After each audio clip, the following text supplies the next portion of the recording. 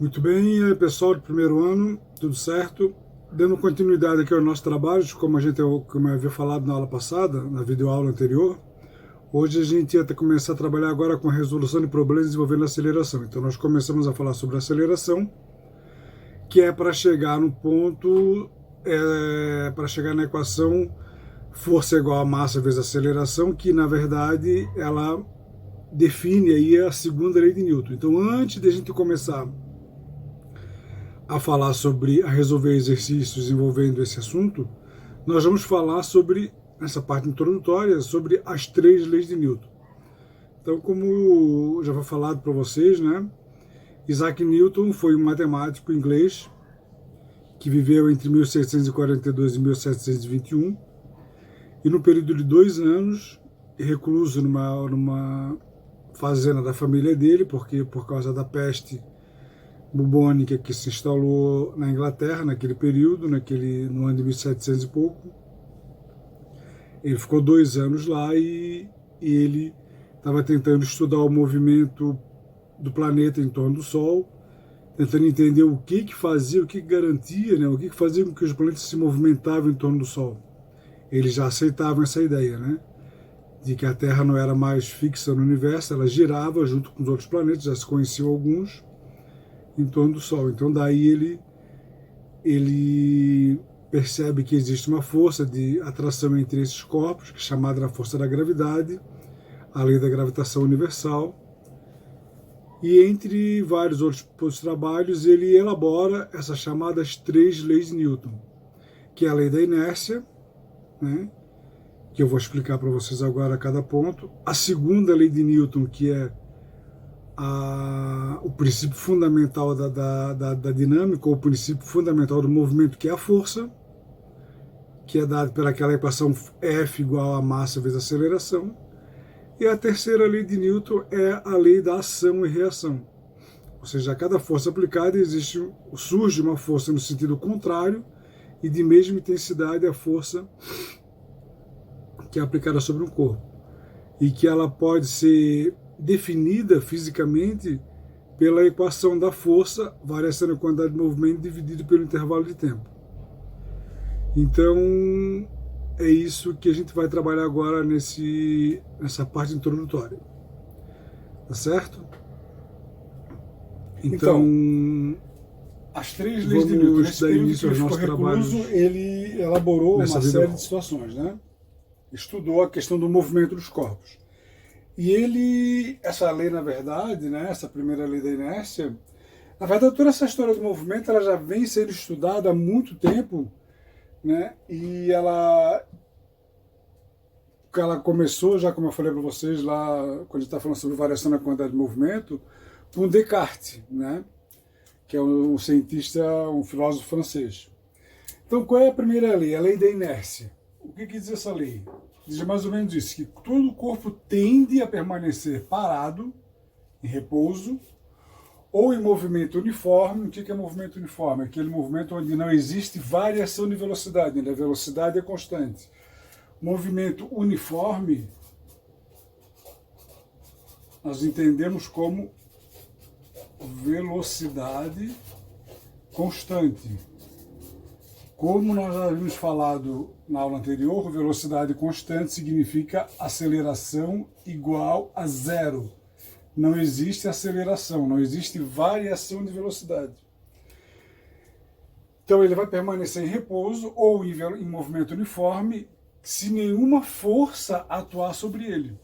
Então se eu tiver um corpo, por exemplo, um livro em cima de uma mesa, parado ali, ele nunca vai se movimentar, ele só vai entrar em movimento, ele só vai se movimentar, ele só vai sair do repouso se houver uma força agindo sobre ele. Então eu tenho uma mesa aqui, imagine que isso aqui seja uma mesa, apoiada sobre um chão qualquer, uma superfície qualquer.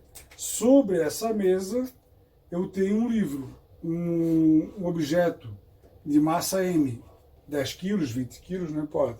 Então ela está em repouso. A tendência dela é ficar eternamente em repouso. Ela nunca vai sair dessa situação se não tiver nenhuma força agindo sobre ela. Certo? Então, ela só vai entrar em movimento para a direita, para a esquerda, para cima, para os lados, se houver uma força externa atuando sobre ela. Então essa é o que diz a primeira lei de Newton. Ou eu tenho um corpo em movimento uniforme, vamos dizer que eu tenho um veículo aqui,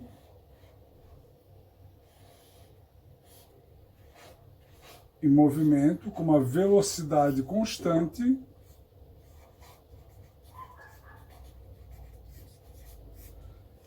ele vai permanecer, a tendência é ele ficar eternamente nesse movimento se nenhuma força atuar sobre ele. Que força que vai atuar sobre ele? Uma força que vai fazer aumentar a velocidade, uma aceleração, ou uma força que vai fazer com que ele diminua a velocidade, uma desaceleração. Se houver uma força onde vai causar uma variação nessa velocidade, ele vai deixar de ficar em movimento. Quando que a gente tem uma situação de movimento constante? Na nossa vida prática isso nunca vai acontecer. Muito difícil acontecer a gente ter uma situação onde a gente consiga manter um corpo em movimento constante durante muito tempo, uma velocidade constante. Isso acontece lá no espaço sideral, por exemplo, uma nave espacial, que ela está se deslocando. Lá, como não tem atrito, ela não precisa ficar com o motor ligado direto, basta ela ganhar um impulso, o motor dá aquela ejetar um pouco de combustível e ela vai entrar em movimento. Como não existe atrito, não existe ar lá, ela vai permanecer com aquela velocidade constante eternamente. Quando que ela vai parar de ter esse movimento? Quando houver uma força que vai retardar esse movimento, frear esse movimento, ou seja, o motor vai ser colocado no sentido contrário. E aí a nave começa a perder velocidade, certo? Então essa é a primeira lei de Newton. Isso aqui explica por que quando a gente está dentro de um ônibus, por exemplo, e ele dá uma freada brusca, a gente é jogado para frente. Ou quando ele dá uma acelerada brusca, a gente é jogado para trás. Porque a nossa tendência é permanecer em movimento. Eu estou dentro de um ônibus lá, o ônibus está em movimento, ele freia repentinamente, a tendência é eu continuar o movimento do meu corpo. Então eu sou lançado para frente. Por isso que se usa o cinto de segurança, né, nos veículos, por isso que tem um airbag para proteger, para evitar, para aliviar a colisão. O cinto de segurança evita que a gente seja lançado em direção ao painel do veículo. E o airbag ele vai dificultar, ele vai diminuir a força de contato entre o nosso corpo e o painel do veículo, né? Mas o caso do airbag a gente tá mais relacionado à terceira lei de Newton, que é ação e reação. Então a primeira lei de Newton é essa e ela está valendo até hoje, né? Para qualquer situação onde a gente tem um movimento macroscópico, que a gente fala, né? Corpos grandes com velocidades pequenas. Grande que eu digo, pode ser um carro, uma bicicleta, uma pessoa, uma criança, mas corpos, com essas situações a gente consegue enxergar, né? Vive no nosso mundo macroscópico. No mundo microscópico, ou seja, no mundo do elétron, de partículas muito pequenas, aí essas leis já não funcionam mais. Como a gente vai trabalhar, então ela vai funcionar para a gente hoje, porque nós estamos estudando o movimento de corpos muito grandes. Tá certo? Então, a primeira lei de Newton está explicada, é a lei da inércia. Vamos agora passar para a segunda lei. Então, a segunda lei de Newton é o princípio fundamental do movimento. Qual é o princípio fundamental do movimento? O que causa o movimento? A força. Certo? Então, e nós vimos como que se calcula uma força, como é que se... Então, a lei matemática que define a segunda lei de Newton é força igual a m vezes A. A é um vetor, força é um vetor, ou seja, a segunda lei de Newton ela pode ser representada pela equação força igual a ma. Por isso que a gente viu isso na aula anterior. Por isso que nós falamos sobre a aceleração, o que significa aceleração, né? Essa equação ela é derivada, ela vem dessa aqui. Força é igual à variação da quantidade de movimento dividido pelo intervalo de tempo. Onde variação da quantidade de movimento é massa vezes a variação da velocidade, dividido pelo intervalo de tempo. Então nós vimos na aula anterior, né, que essa parte aqui da equação, ó, ΔV sobre ΔT é a aceleração. Então essa equação aqui, ela pode ser escrita dessa forma. Quando a massa não muda, né? Quando não existe variação da massa. Então a gente está considerando aqui que o corpo permanece com a mesma quantidade de quilos durante todo o processo. Então a segunda lei de Newton é isso. Por que é o princípio fundamental? Porque não existe movimento sem força. Então, se um corpo está em repouso, ele só vai sair do repouso se agir uma força sobre ele. Se o corpo está em movimento uniforme, ou seja, com a mesma velocidade, ele só vai sair dessa situação se houver uma força agindo sobre ele. Então aqui agora, quando a gente está falando sobre esse assunto aqui, que é a segunda lei de Newton, nós podemos começar a falar sobre uma coisa chamada força resultante. É claro que vocês não vão lembrar do que eu vou falar agora, mas assim, quando nós começamos a falar sobre esse assunto da força de resistência do ar, lá no corpo em queda, a força gravitacional, a força de resistência do ar, lá no começo do ano, antes da pandemia, eu sempre falei para vocês, a gente sempre vai calcular a força resultante. Quando nós temos dois vetores em sentidos opostos, ou no mesmo sentido, a gente sempre vai ter o cálculo da força resultante. Então, falando sobre esse assunto aqui, nós vamos começar agora a falar sobre força resultante. Então, por exemplo, eu tenho um corpo apoiado sobre uma superfície, aqui, um corpo de massa M, qualquer. Vamos colocar, dar nome aos bois aqui, vamos dizer que a massa seja de 30 quilos. O corpo tem a massa de 30 quilos. Eu vou, então, aplicar uma força sobre esse corpo, vou puxar esse corpo para cá com uma força F aqui.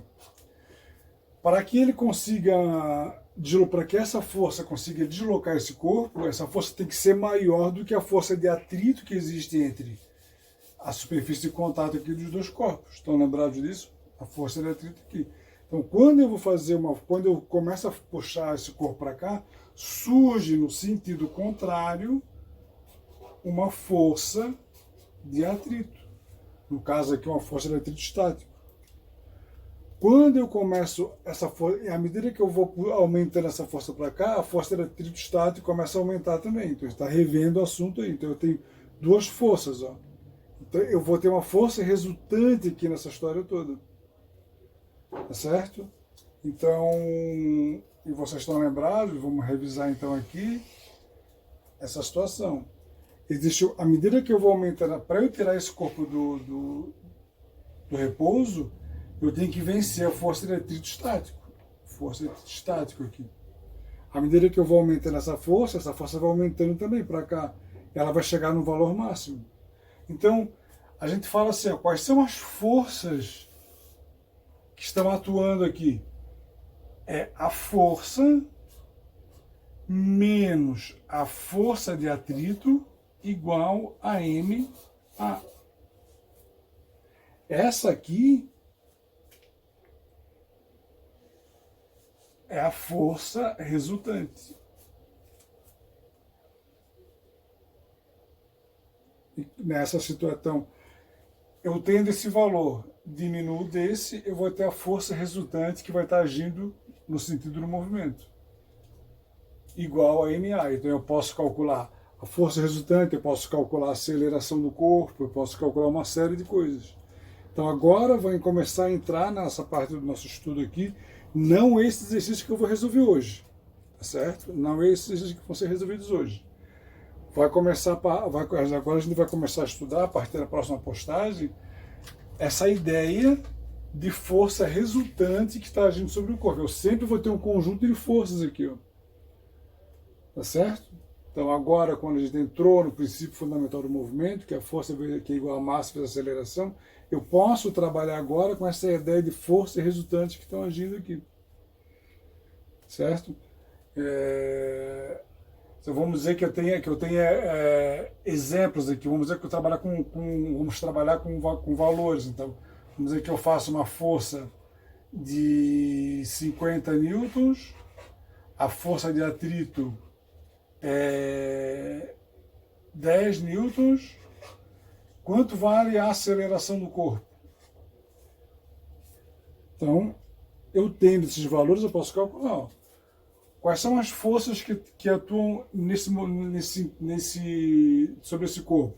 A força menos a força de atrito. Porque essa força é maior. Por que eu sei que essa força é maior? Porque no problema já está dizendo que está se movimentando. Então vai ser 50 menos 10 igual a massa, que é 30, vezes A. 50 menos 10 é 40, igual a 30 vezes A. Como é que eu vou calcular o A aqui? O 30 está multiplicando, eu vou isolar, vai ficar A igual a 40 dividido por 30. Dividindo ali, vai dar um número quebrado, né? Isso aqui é só um exemplo. 40 dividido por 30 vai dar 1,33 metro por segundo ao quadrado, que é a aceleração que esse corpo está sofrendo quando ele entra em movimento para lá. O que significa? Que a cada segundo, depois que essa caixa sair do repouso, ele vai ganhando 1,33 metros por segundo de velocidade. Vai aumentando 1,33, depois 2,66, depois vai ganhando sempre esse valor na velocidade dele, vai aumentando constantemente. Essa é a ideia. Mas isso aqui fica para a sequência do assunto que a gente vai ver em seguida. O exercício que eu vou resolver agora envolve essa situação, mas não força resultante ainda. Eu já estou antecipando aqui essa ideia, tá certo? Então, a segunda lei de Newton nada mais é do que uma equação que define como que eu calculo a força de um corpo. Usando essa equação, eu posso pensar agora uma ideia de força resultante que age sobre o corpo, porque sobre o corpo sempre vão agir mais de uma força. A princípio, a força que movimenta ou a força de atrito. Mas vamos dizer que eu tenho um corpo sendo puxado por uma corda. Então, eu tenho aí o que a gente chama de força de tração da corda sobre o corpo. Mas isso, como eu falei, fica para a próxima aula. Mas agora a gente vai falar sobre a terceira lei de Newton, que é a lei da ação e reação. A terceira lei de Newton diz mais ou menos isso.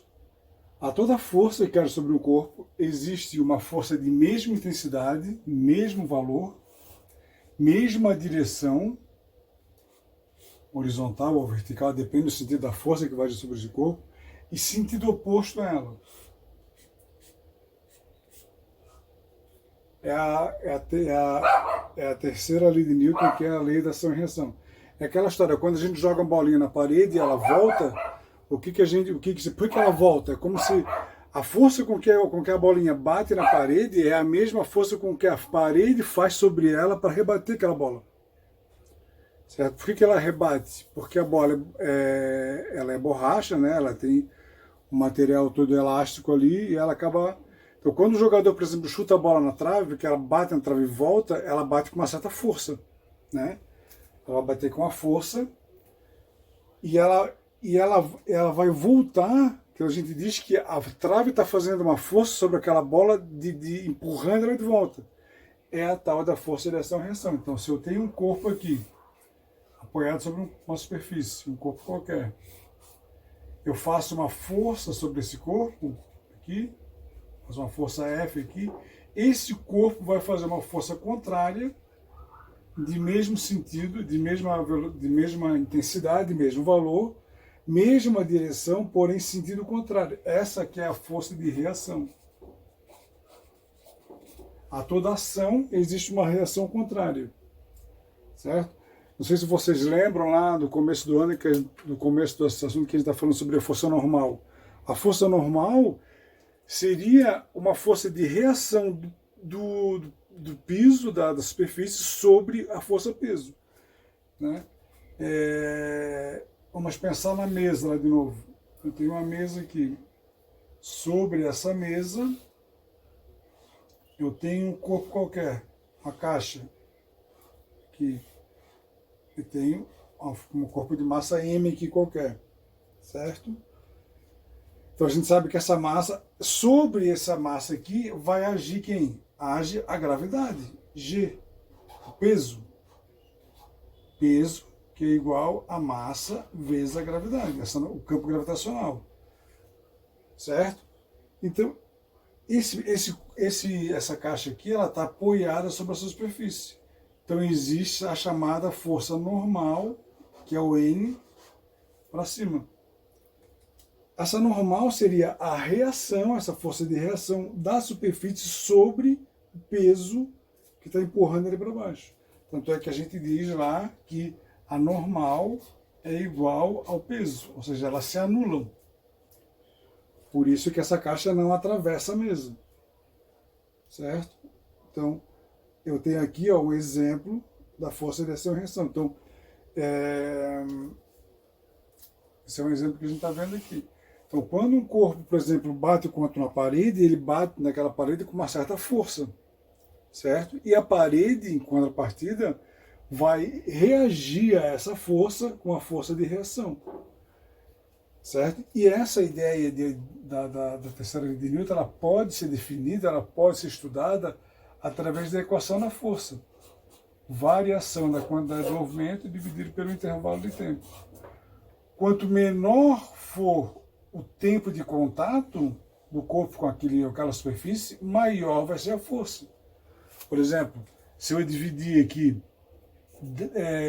10 por 5, eu vou ter 2.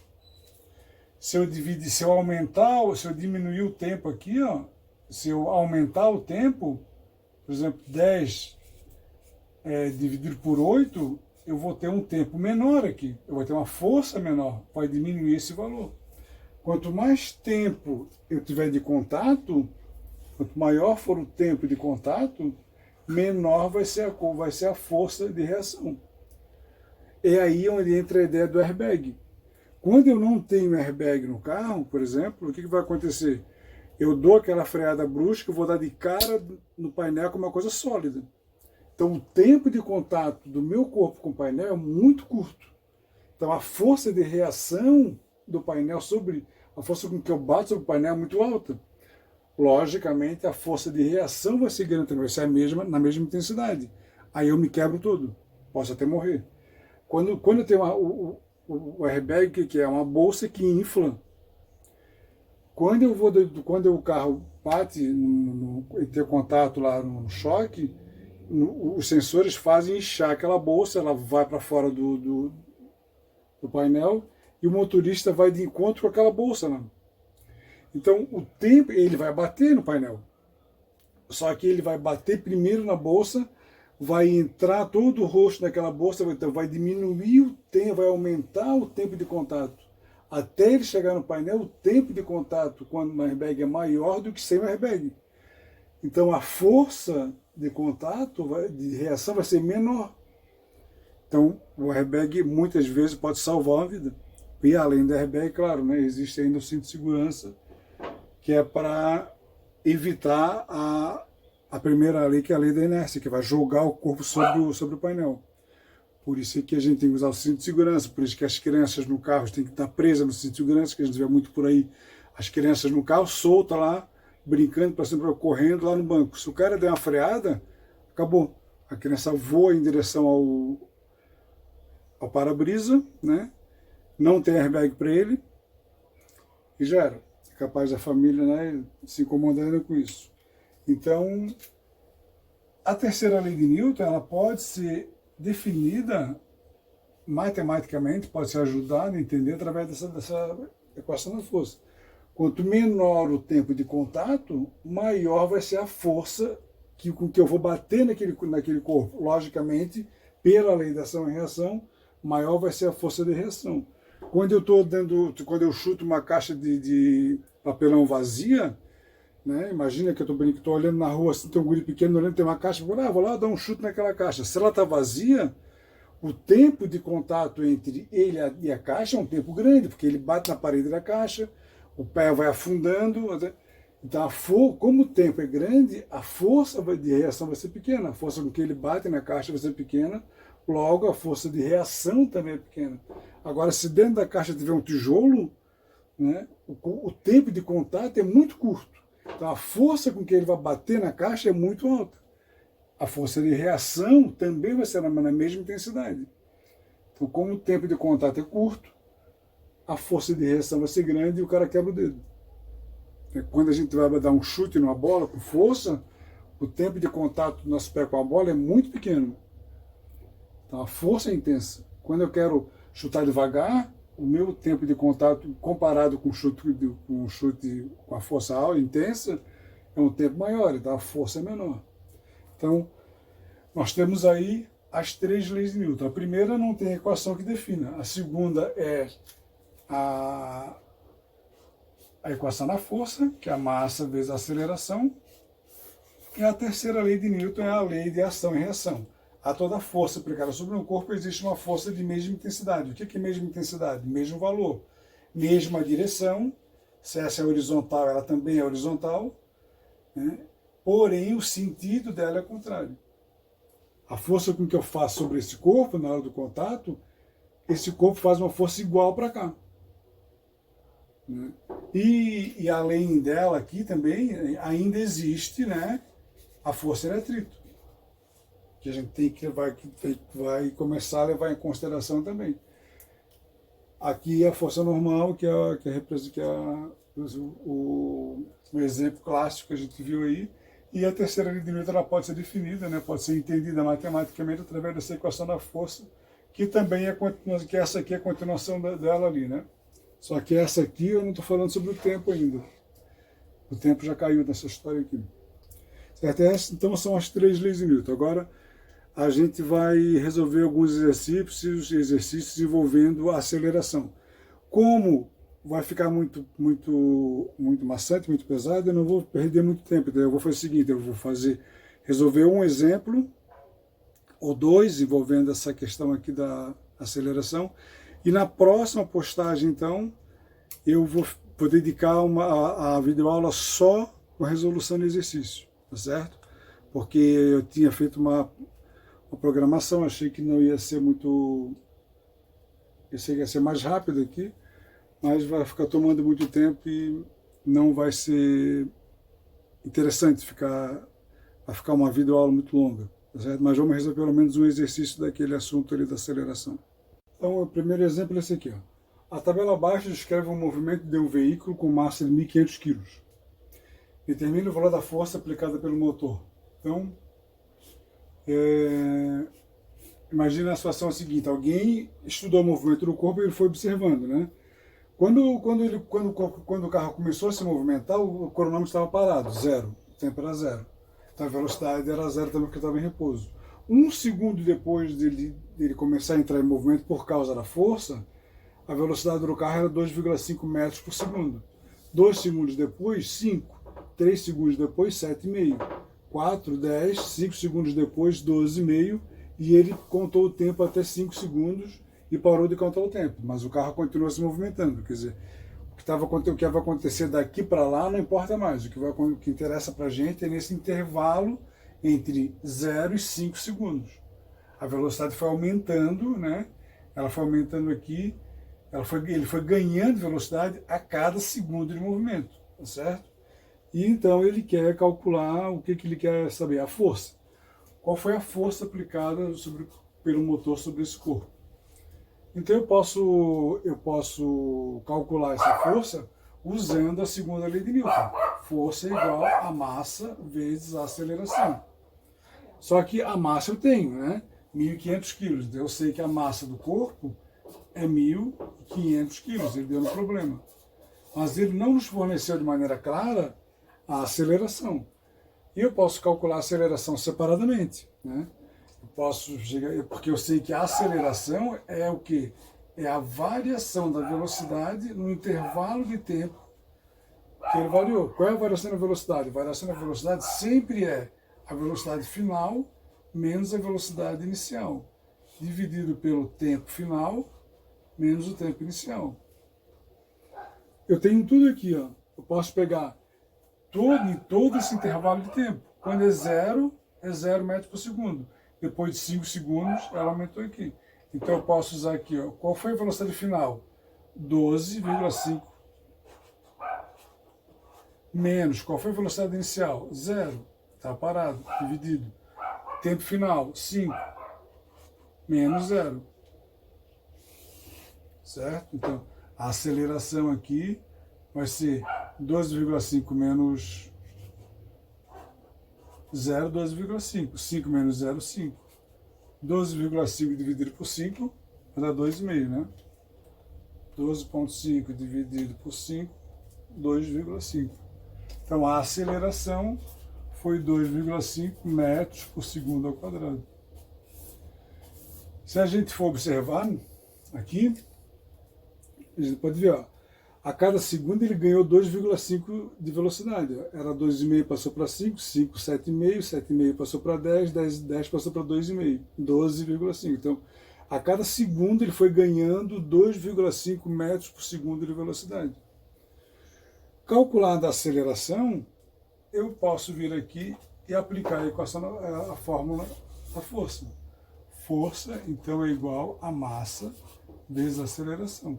Força vai ser igual a 1.500, que é a massa do corpo, vezes 2,5. Fazendo o produto ali, vai dar 3.750 newton. Essa foi a força aplicada pelo motor sobre o carro.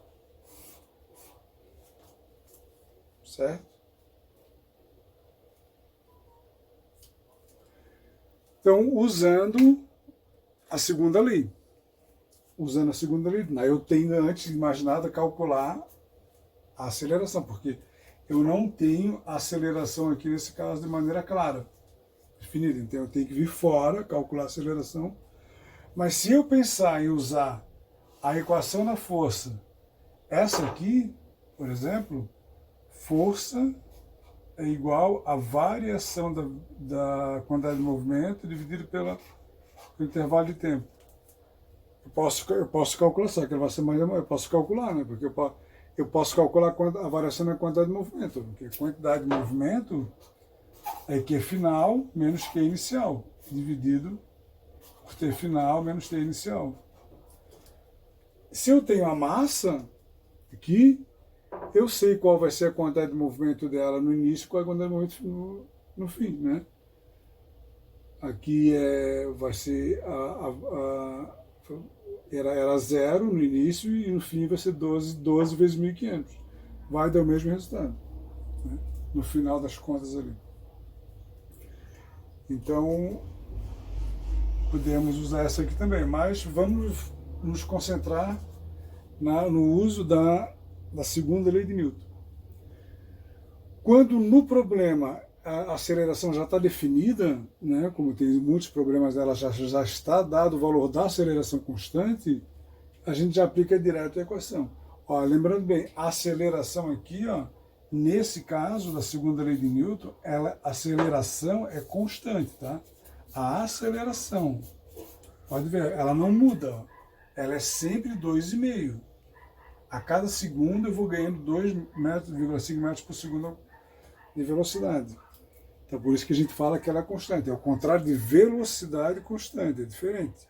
Velocidade constante é a mesma ideia, a velocidade não muda. Se não muda, não tem aceleração. Tem que tomar cuidado com essa nomenclatura e com essa ideia de constante. Tá? A aceleração constante é que a mudança é sempre a mesma, sempre na mesma quantidade. Sempre 2,5. Daqui para cá é 2,5 metros por segundo, daqui para cá mais 2,5, mais 2,5, mais 2,5, mais 2,5. Então a gente diz que a aceleração é constante. A gente vai considerar que, nesse caso, da segunda lei de Newton, que a aceleração é sempre constante. Uma vez calculado o valor, aquele valor ele vai ser considerado, ele vai ser usado sempre naquele exercício que a gente está trabalhando. Então esse aqui é um modelo de exercício envolvendo a segunda lei de Newton, que é a equação da força. Essa aqui a gente não vai usar agora, certo? Pode ser calculado através dessa forma também, né? Mas a ideia é trabalhar com a segunda lei de Newton. Então, vamos ficar assim, para não ficar muito grande os vídeos, que até no próprio conselho de classe existia um pedido dos alunos para que as videoaulas fossem menores, né? Na próxima postagem, na sequência, já na semana que vem, eu vou me dedicar a videoaula só na resolução de exercícios, e aí, paralelo a essa aula, dessa videoaula, vai ser colocada uma atividade, uma avaliação, uma atividade avaliativa lá no Google Sala de Aula, para vocês fazerem naqueles moldes lá. Vocês fazem, me devolvem, valendo nota já para o segundo semestre. Tá certo? Então, um abraço a todos aí, boa semana.